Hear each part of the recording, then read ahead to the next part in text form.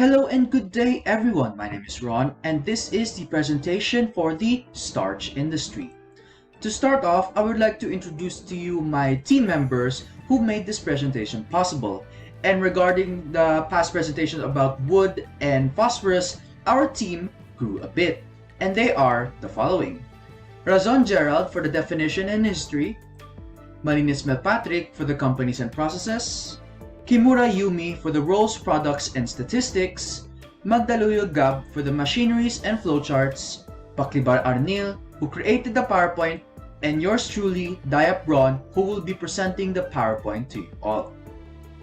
For the objectives or the subtopics specifically when discussing the starch industry in this presentation, they are the following. The definition of the starch industry, its history in the world, the composition and structure of starch itself, the role of chemical engineers in the starch industry, its products and applications via the starch industry, the Philippine companies that made the starch industry possible, statistics on the starch industry in both the Philippines and the world, the chemical processes involved, the machineries involved, and of course, the process flow chart or the step-by-step process on how to make starch production possible. To start off, let us first define what is the starch industry, or better yet, what is starch? Well, the majority of the starch production around the world nowadays depends on the use of cereals as raw materials, where corn supplies more than 80% of the global starch market, through which the majority is located in the US. Where the sources of starch can be as such as the following. It can be from corn, wheat, potatoes, or even cassava, that the bottom left of the four given pictures in the PowerPoint. Another main source of starch for starch production comes from wheat, as said earlier in the top right. With a much smaller scale of around 8% of the world's starch production, the starch industry utilizing wheat are located mostly in the European Union. So depending on the region on starch production is where each or different main ingredients or main raw materials is used. For the European Union is wheat, but maybe for the US is more on corn. Maybe for Asia it's more on potatoes or cassava. While potatoes are historically important on the starch production in the past, it fell into fourth place due to the fixed starch quotas in EU, which still acts as the main source of potato-based starch production today. Other raw materials that can be considered under the category of others are rice, sweet potato, barley, oats, and sago. The history of starch starts with ancient Egypt. In the pre-dynastic period of Egypt, the discovery of the use of starch and starch products was started by the Egyptians themselves. The first starch product was made from cemented strips of papyrus combined with starch adhesive made from wheat. They also discovered starchy foods in crops such as seeds, roots, and tubers. In the Middle Ages going forward, Holland, Netherlands considered wheat starch production as an important industry at the time. Starch produced by them were considered as the highest quality. Going forward a bit more to the 19th century, starch production became widely expanded due to the production of important starch products. So you might think starch is only used for food, but you're wrong, because starch is also used in our everyday materials, such as textiles, colors, paintings, papers, and even dextrin. Forward a bit to the 1900s, the National Starch Company of New Jersey was established by the United Starch Company of the Netherlands Starch Manufacturing Company. This company established the production of various starch products, such as modifications, sweeteners, and alcohol. So this is the time where starch began playing a major role in the alcohol industry, and the flavoring industry as well. In the 1930s, researchers by carbohydrate chemists expanded the use and utilities of starches, some of which are the production of waxy cornstarch, high amylose cornstarch, chemically modified starches, and naturally modified cornstarches alongside other products derived out of starch such as sweeteners, ethanol, polyols, organic acids, and amino acids. Banana starch and amaranth starch have been discovered also as new starch productions or new starch sources. And we also need to know what is starch physically, or the composition and structure of starch. Well, chemically speaking, starch is a homopolymer of alpha-glucopyranose units defined with the chemical formula C6H10O5. Starch is made up of two types of polymer chains, generally known as the amylose, which is on the bottom left, and amylopectin, which is on the bottom right. The ratio of amylose and amylopectin directly contributes to the starch structures in terms of crystallinity, particle size, and chemical nature, and arrangement of polymers with the granule particle. Low amylopectin starches are linked to faster gelatinization of the starch as compared to low amylose starches. Moreover, high amylose starches have been discovered to possess harder and more rigid gels and films, while high amylopectin starches are faster to dissolve in water, making them very soluble, despite having softer and weaker gels and films. In addition, this ratio also affects the nutritional value of the starch in terms of the digestion and glycemic index. And truly incorporate the visualization of starch and its composition, the photo in front is the actual structure of starch, where it is a mixture of amylose and amylopectin connected by a carbon-oxygen chain, as you can see here. Knowing the technicalities of starch and the starch industry itself, as chemical engineering students and future chemical engineers, we must know our roles as chemical engineers in the starch industry. Well, chemical engineers have used their expertise to create, test, and design various food processing techniques and other industries. They also maintain and improve the processes involved in the production of starch, making sure that they are safe to digest or use and being economic while mass producing the said product of starch. In the starch industry, chemical engineers play a key role in effectively isolating or separating the starch from its roots, tubers, and cereal grain seeds. So it's like you're given a raw material, but you only want a specific part of that raw material. So as our role as chemical engineers, our job is to create a method or a design that is able to efficiently or isolate properly the starch itself from the raw material while discarding the others. Or, being a good chemical engineer, you will try to find of an idea or design that will not only isolate the starch itself, but also try to find a way to make the discarded products usable to create a possible other industry that may be good for business. The free-flowing powder and easy-to-use starches that we see in commercial scale quantities are the product of the chemical engineers through their knowledge of complex systems. With their help, we can use starches as an additive in processed foods, as nutritional carbohydrates, thickeners to improve stability, and improve the mouthfeel or texture of the food product.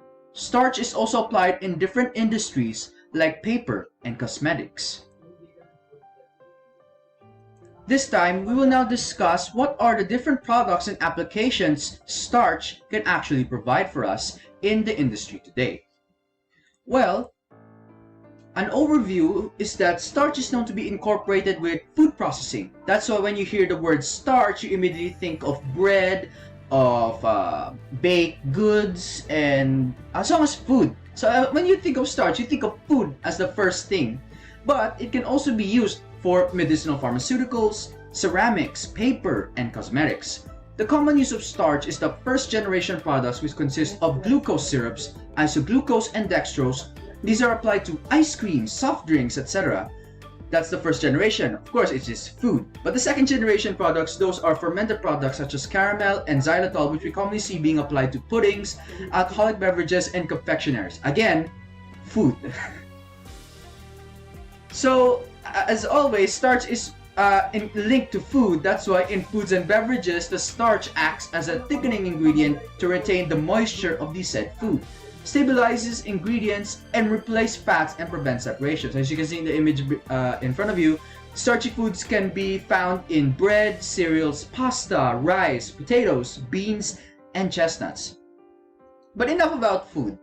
We're always talking about food when it comes to starch, but starch always has different applications rather than food. Here are some other applications of starch: batteries, matches, cleaners, trash bags, cosmetics, deodorants, hair styling products, aspirins, and other medicines. So when you think of starch, don't think first of food only, because starch is very useful and flexible in the industry, for it can not only bring fulfillness to our stomachs, but also fulfillness to our everyday workings. And of course, we need to know the Philippine companies that paves the way to the production of starch today. These are the different Filipino starch companies: Amigo Segurado, Barrio Fiesta, La Filipina, Del Monte Quality, and Royal. Another corporation known for producing starch is the Daisang Philippines Corporation. The Daisang Philippines deals with a wide range of starch and sweetener, biofood, feed ingredient like lysine. In starch and sweeteners business, Daisang Philippines Corporation has 3 production sites which are located in Korea, Vietnam, and Indonesia. Additionally, the company had supplied starches, fructose, corn syrup, dextrin, dextrose, MSG, and amino acids, feed ingredients to major food companies. Another known company for producing starch is Matling Industrial and Commercial Corporation. Matling Industrial and Commercial Corporation is an enterprise located in the Philippines with the main office in Lanao del Sur. The company operates in the food manufacturing sector. Among the company's most sold products are its flour and premium grade cassava starch. Another known company is the Rising Red Dragon Import-Export Corporation. The Rising Red Dragon Import-Export Corporation is one of the leading food manufacturers in the Philippines. Their products extend from baking goods to beverages and condiments, which includes JMJ Whole Kernel Corn, JMJ Cream Style Corn, Crispers Breadcrumbs, Muayu Sesame Oil, OU Oyster Sauce, Fa Vermicelli, Red Phoenix Longku Vermicelli, and Arawan Tapioca Starch. But we need to know statistics or numbers proof on the existence of the starch industry in the Philippines today. Not only in the Philippines but also in the Asia. The highest starch application in Europe was on corrugating and paper industry, followed by the confectionery and drinks industry and other foods. As you can see in the right photo, the starch applications can reach up to different production sites, from feed to corrugate paper to pharmaceuticals, but majority is from confectionaries, drinks, or in short, food. And the figure above, or this graph, states that by 2027, the global modified starch market will focus its application on animal feed rather than food and beverages.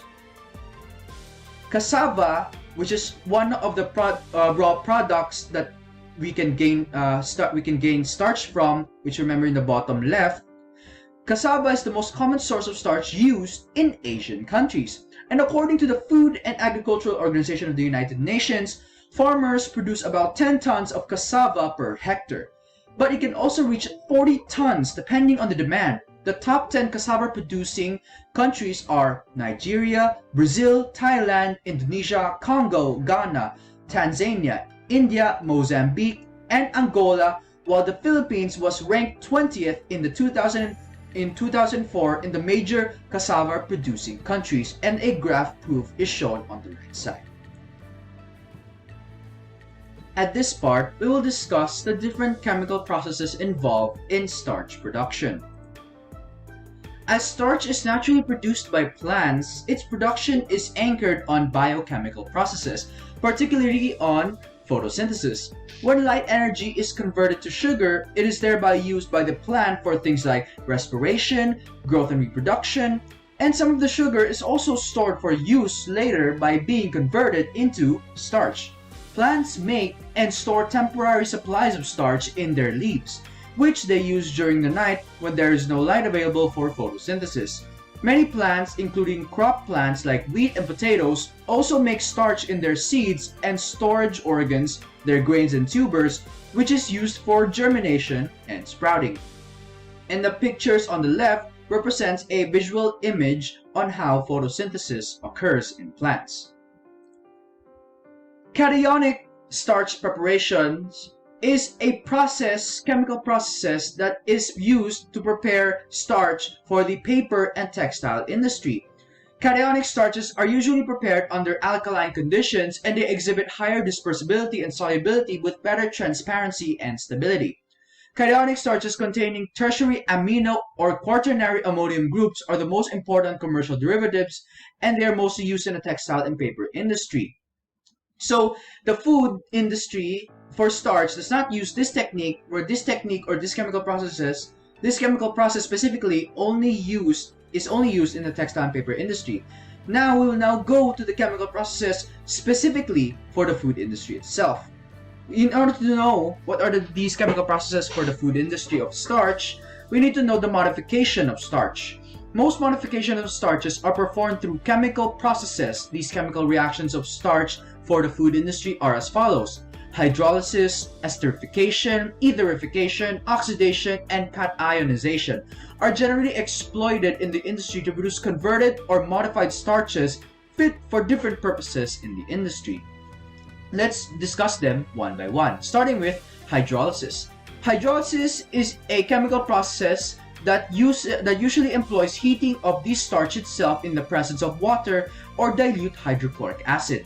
Hydrolysis is also used to remove the fatty substances associated with native starches.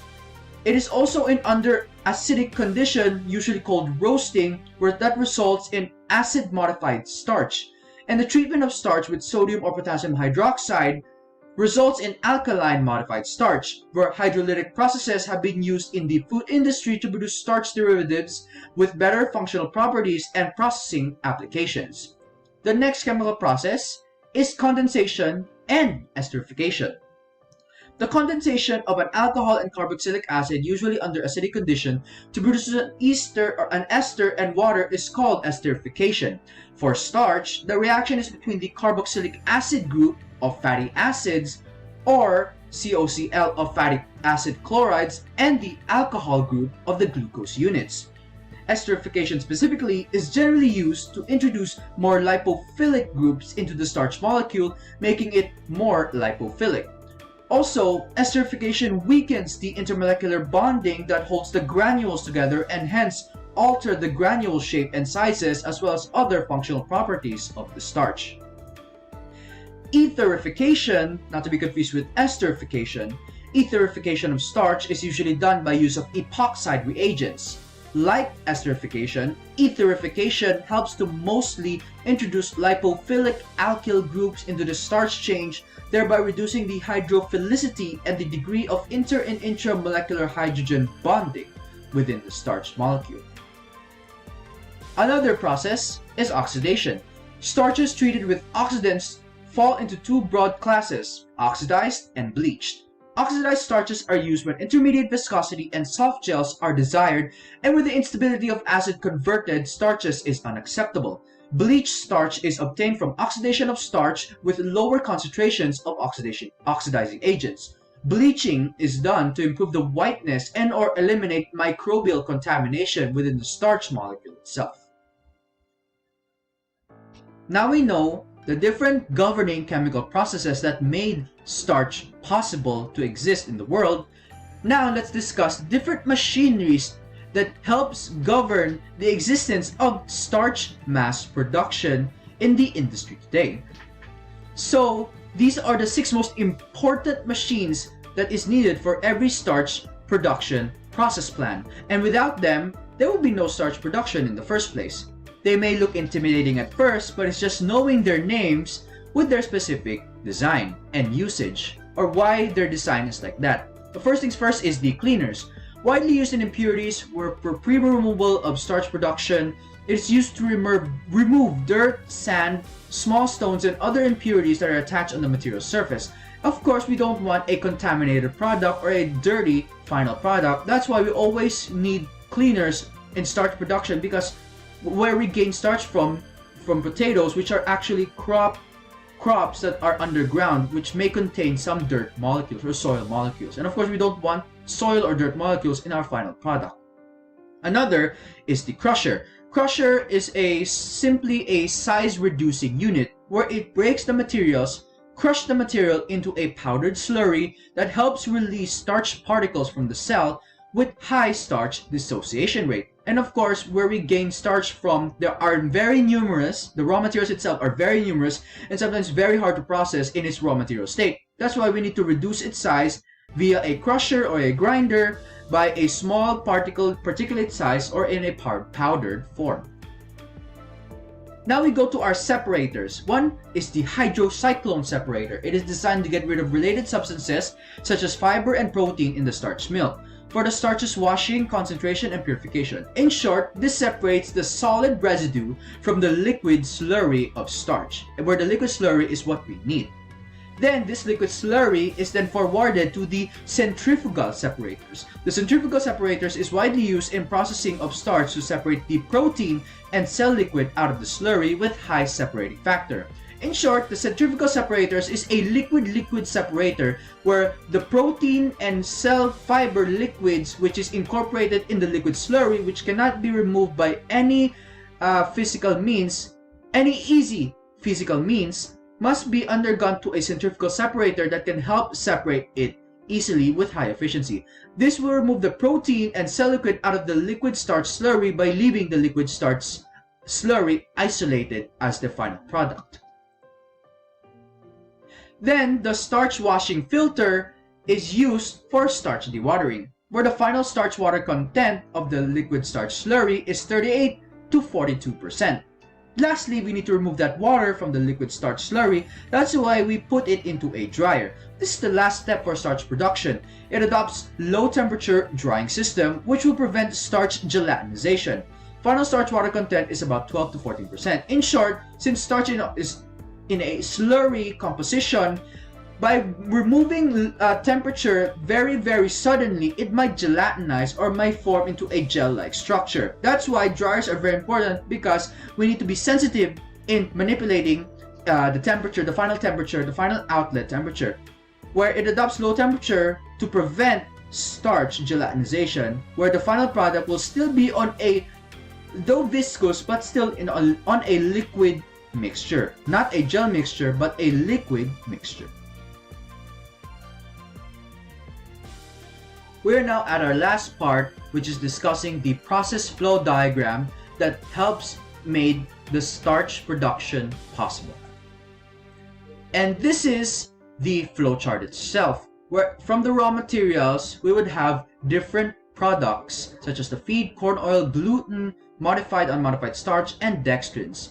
But it looks scary at first, it looks intimidating, but again, it's just telling a story from the raw materials to the final product. So let's discuss it step by step. Starting with the raw feed of shelled corn kernels, or the raw materials where we'll get the starch from, we'll use shelled corn kernels, where it is then cleaned to remove any impurities or dirt from the raw materials and forwarded into a steep tank for storage. And a part of that feed will be directly contributing to another side product, which is an animal feed, where this side product is used to feed different farm animals for the agriculture industry. After setting aside a portion of the kernels for the feed, it is then the main kernel laid in the storage tank is then forwarded to attrition mills, which is size reduced to a smaller size form. Then it is forwarded into a hydrocyclone separator, where the solid residue is forwarded as, again, a part of the animal feed side product, and another is separated as the corn oil, or the oil from the raw corn feed. And then the third product is the slurry that's left in the separator, is then the solid slurry is then forwarded into the grinding mills to make it into a particulate form. This particulate slurry or powder slurry for short, is then forwarded to the washing screen, where a part of that slurry is set aside for as a byproduct, which is the animal feed, and then the main slurry is then forwarded to a centrifugal separator, where there are three products, one of which is then forwarded as well to be a part of the animal feed. The other is separated from the slurry via the form of gluten, and lastly, the main slurry is forwarded into a starch washing filter. Thus, you will have what you call starch slurry. And this is the this is a sample video on what the starch slurry looks like. So it's actually very viscous, but not gel-like in a way. Just very viscous fluid like honey, or something honey-like, but not gel in a way. And from that starch slurry, it is where the process diverges. So it's either you diverge into different methods depending on what final product do you want. So for example, if you want to have the final product as the modified starch, then you would need to forward the starch slurry into a modification tank, which is then forwarded into a dryer. Thus, you will get your modified starch. But if you don't want modified starch, you only want unmodified starch, then you just go directly straight into a dryer without putting it into a modification tank, and you'll have your unmodified starch. If you want to have dextrins as the final product, then after inputting it directly, the starch slurry, into the dryer, it is then forwarded into a dextrin roaster, and thus you will have your final products of dextrin. So again, using from the dryer to dextrin roaster, you will get dextrin. Forwarding it to the dryer directly, you will have unmodified starch. And directing the starch slurry into the modified tanks, then the dryer, you will have modified starch. And this is the overview of the process flowchart for the starch production as a whole. And you might wonder, why is it only one process flowchart? Well, it's because this process flowchart in by itself produces numerous products in just one plant. You already have products such as the feed, animal feed, corn oil, gluten, modified starch, unmodified starch, and dextrin, all from just one raw material, which is the shelled corn kernels.